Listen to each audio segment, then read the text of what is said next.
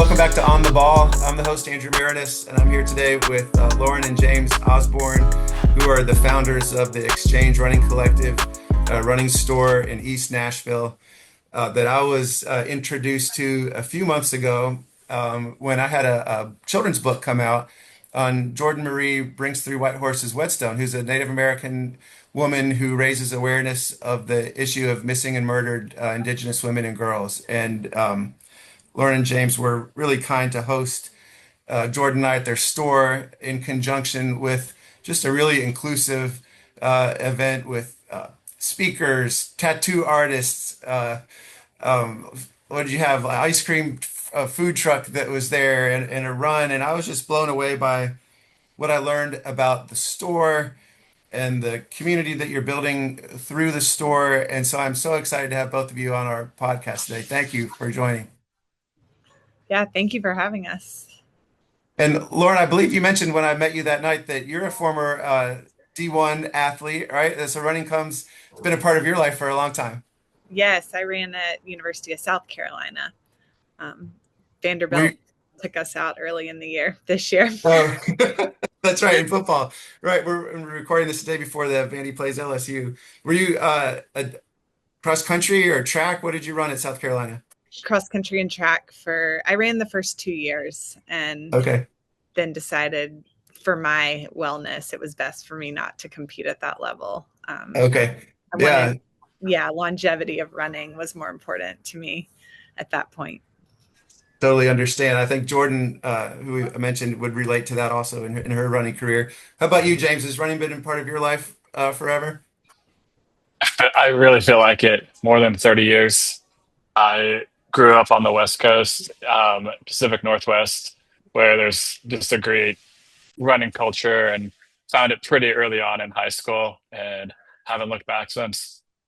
All right. And so this may be obvious to people, but you're more than just like business partners who happen to share a last name. You're married. And uh, I understand that you met through both working for Nike. Is that right? That's And correct. all right. Yeah. What's the backstory? What were you both doing with Nike at the time you met? I was in a customer service role servicing all running stores throughout the country. And this predates really social media and websites. Um, to be able to place orders at the time, you had to call in, and pretty much every day, Lauren would call to Nike to place a fill in order. Even if she didn't even need to actually order something, she would still call to check in and say hi.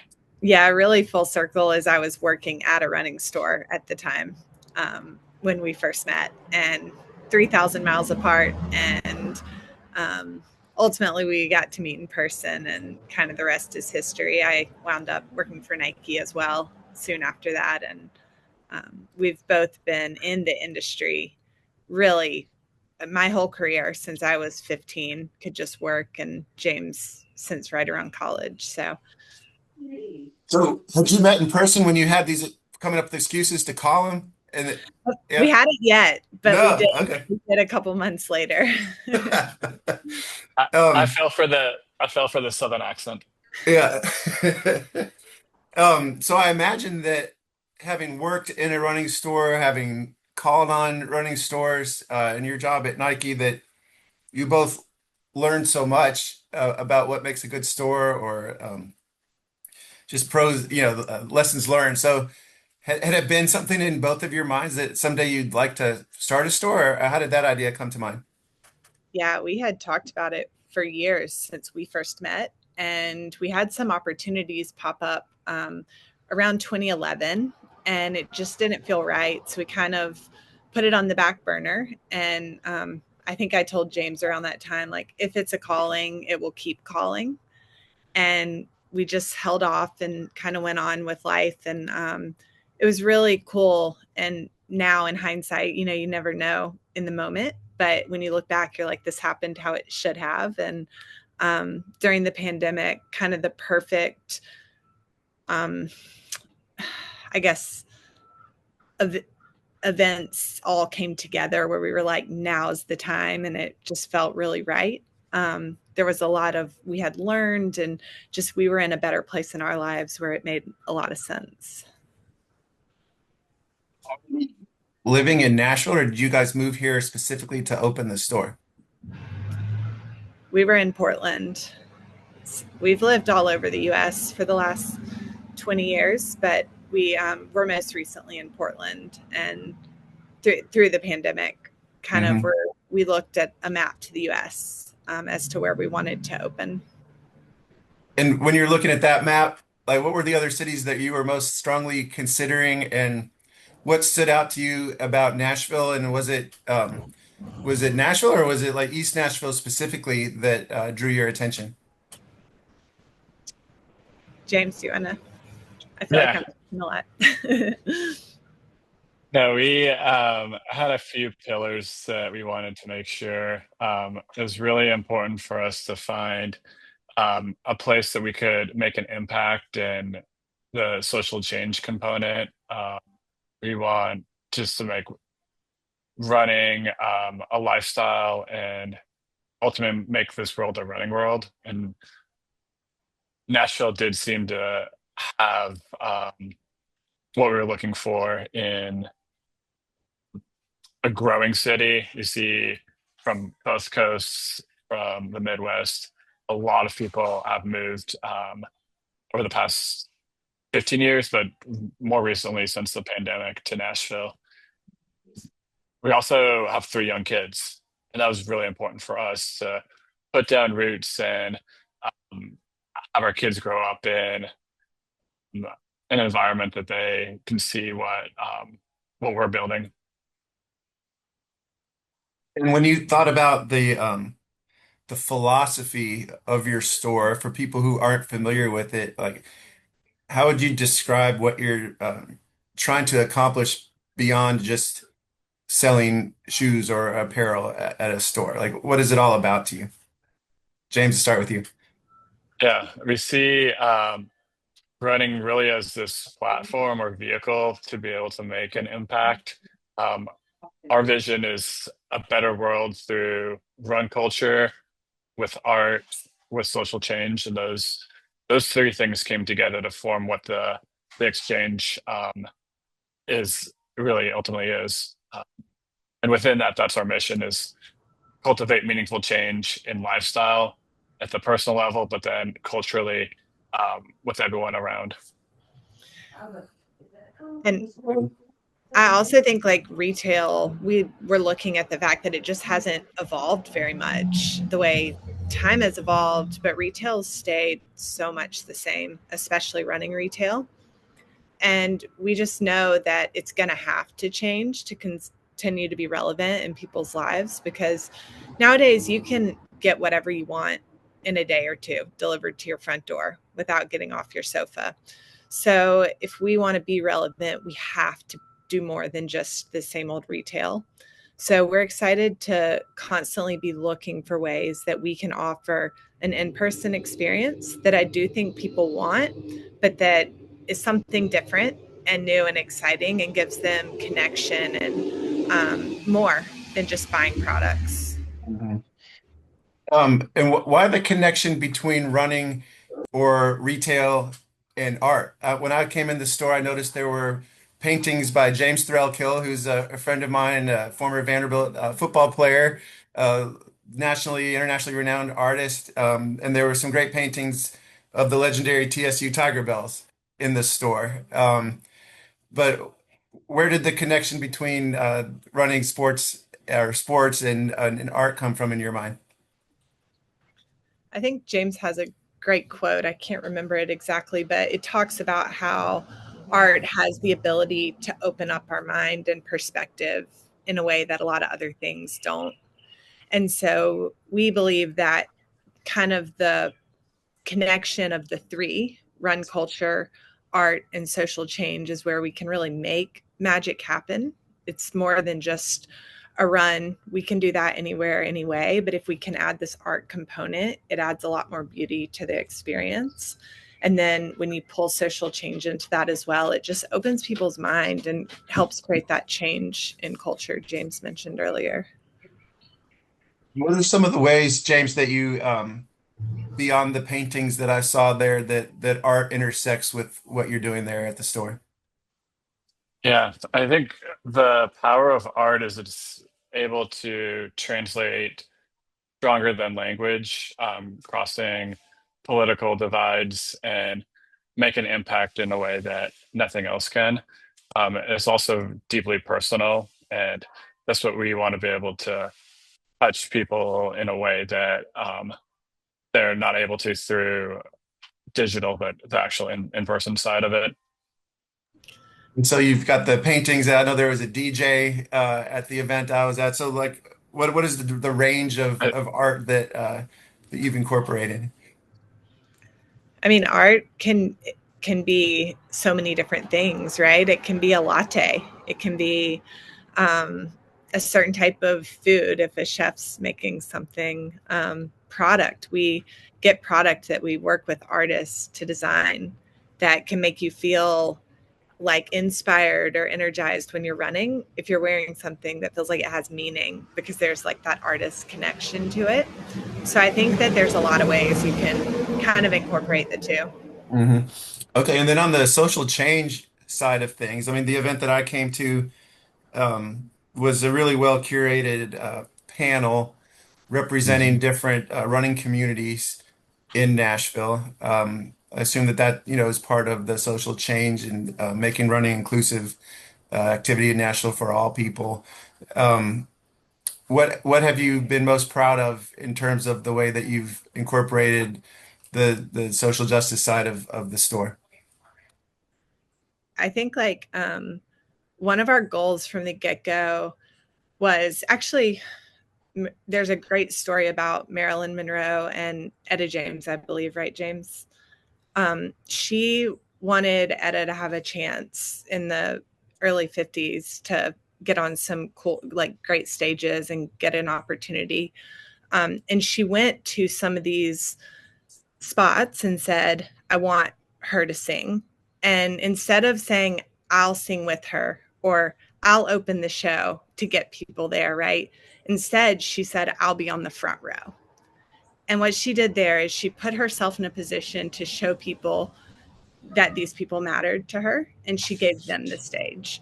And so from the get go, it's always been how do we create a platform that people that are doing great things can have a chance to show people what they're doing and show representation because James and I can put, jump up and down and be like, you're all welcome all day. And it doesn't necessarily show that people are welcome. So we've really tried to focus on just giving people a place where they can spread their message. And I think it's been really cool to see the response from that. Yeah, the event that I was at, you had a representative from a women's running group, LGBT running group, Latina running group, a Black running group. Um, to what degree is organized running or just recreational running like needing to overcome a history where maybe different groups have not been welcome? I mean, is that an issue that you're trying to address? I'm just not familiar with the running community. I obviously know about segregation in pioneers and in other sports, but what's the history from the running side? I think safety in general to show up in a space where it's you don't see people that look like you can make you not be certain that you are safe. And I think the parks, for like a lot of Black people, they don't necessarily feel like the parks were kind of created with them in mind. And so the best way for us to help get through that and like have people feel safe is to have a lot of people that look like you. I think the clubs that have done that, that have created this space, and they're not exclusive to anyone, but they're saying this is who we're founded by and this is who we're for, have really given people a place where it's like, I feel safe to show up here. I'm already maybe doing something I've never done before. And I'm having to do it in an environment where I no one looks like me or I don't feel comfortable. So if you can take that first barrier away of comfort, and then the running becomes the challenge instead of being somewhere where you're having to kind of tackle two things at once. And James, you mentioned that both you and Lauren have lived in all parts of the country. Um, what have you learned about Nashville since the time you decided this is where we're going to locate our store? In what ways has it, confirmed beliefs you had about this would be the right place for your store? And what ways have you been maybe pleasantly or unpleasantly surprised about the city? And how would you assess the state of the running community here in Nashville? Yeah, I think going back to that analogy of art, we thought or looked at Nashville as a blank canvas for us to kind of paint our vision on. And we really felt that we're able to do that. And the response has been actually better than we anticipated or thought. I think the amount of people that are looking for that connection and belonging, it's humbling every day that when someone mentions, like, I don't know what I would do without the exchange being here. So that's very powerful to hear that we might not recognize, but that how much of an impact we've made on individuals' lives. That's incredible. And so for people who haven't had that experience of joining a community, feeling a part of a community by their association with the collective, what are the different types of runs or events that you all put on over the course of a typical week or month that would be interesting for people to become aware of?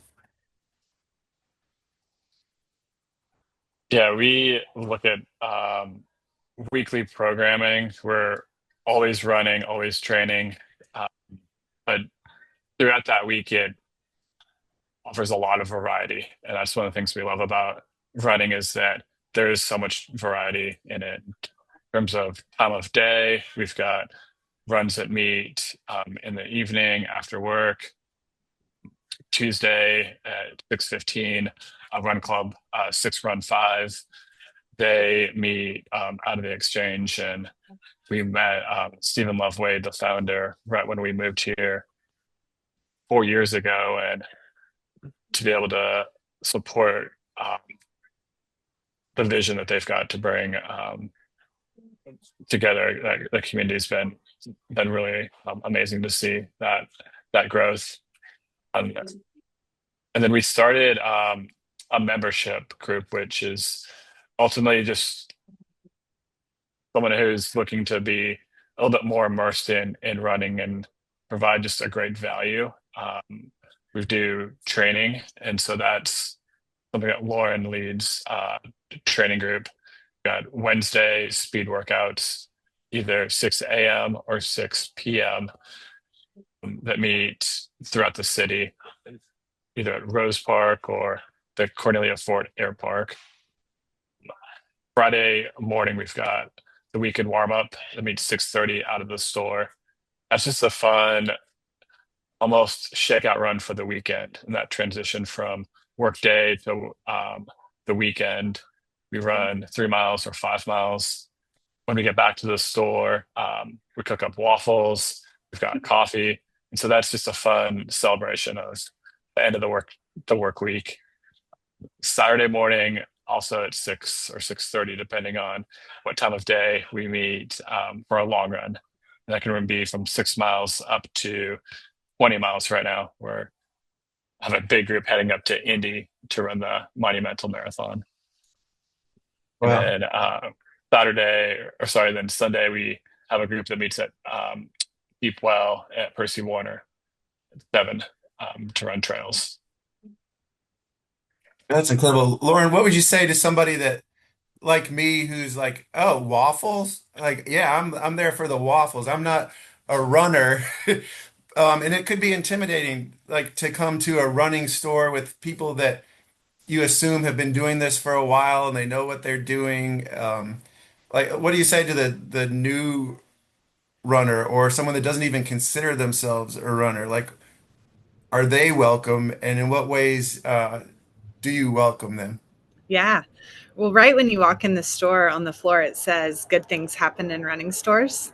And we have that painted there because we want to lower that kind of nervousness that some people might feel walking in. And it's, we want to provide tools to be able to help people learn the value running can add to your physical health, your mental health. So I think showing up is the hardest part the first time, but bring a friend. Something that's really cool about running is when you're running beside people and you're all working hard together and moving towards something, you build a different type of connection.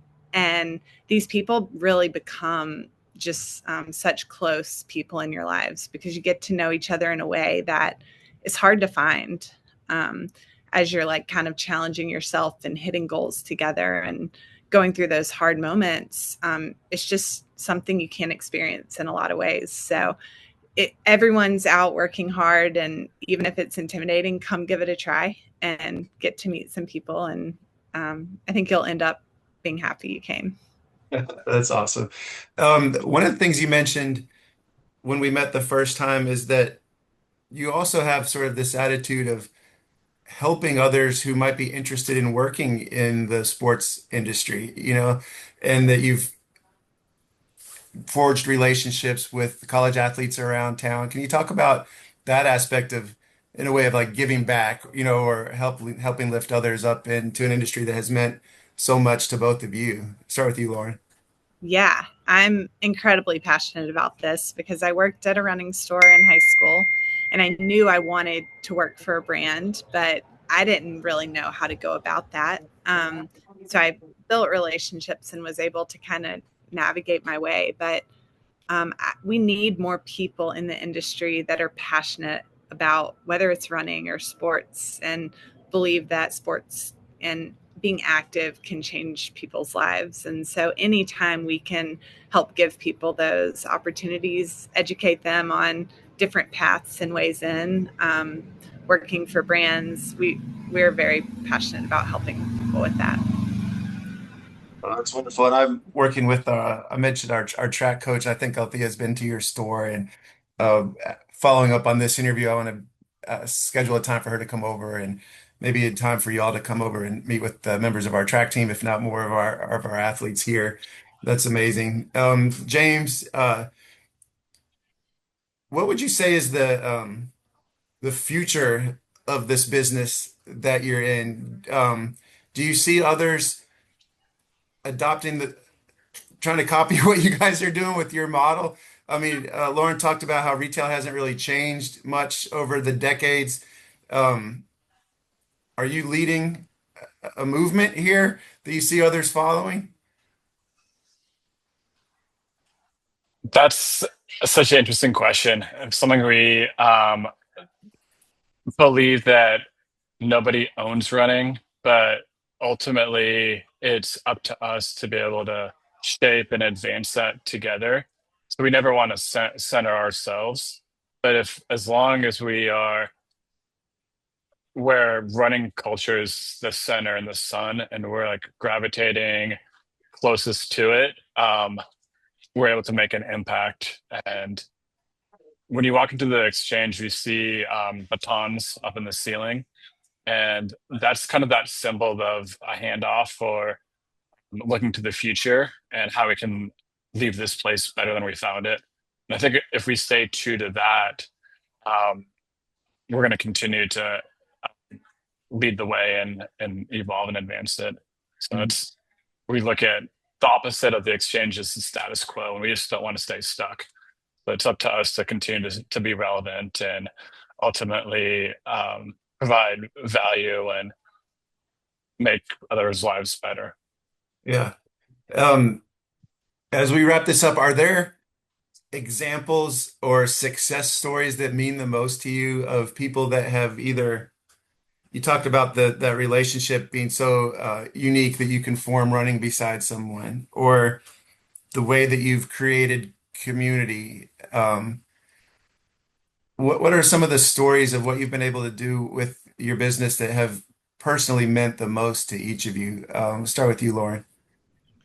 Yeah, I mean, we have at least a few people that have told me they were in such a dark place before they found us. They were considering taking their own life. Mm. And by finding this community, they've their whole perspective and outlook on life has changed. And that's just incredible to me that we haven't done that ourselves. It's all the people that show up every day. But it's incredible to be a part of a community that cares so much about other people and really does want the best for everyone that walks through the door. So that just I'll show up every day if one more person can walk up to me and say that. Yeah, that's incredible, James. I don't know if it's possible to top that, but what are some other stories or the impact of your business, the impact of running that mean the most to you? I can't pick just one. The one that came first to my mind is the involvement with youth running.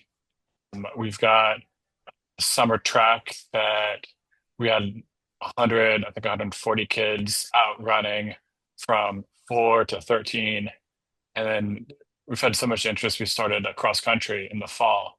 And so just seeing everyone, the purity of the sport, and it's just kids out running and laughing and playing outside, um, that they're finding running and joy in it, and how that can impact their future lives too, that they will look back upon those moments and see how running brought them together with their friends.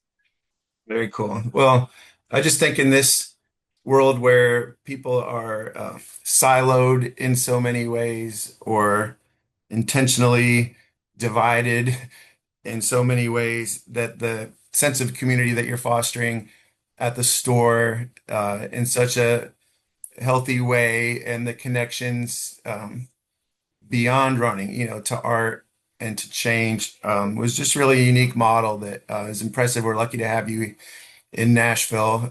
So just encourage everybody to check out your website or check out the store there in the Five Points area in East Nashville.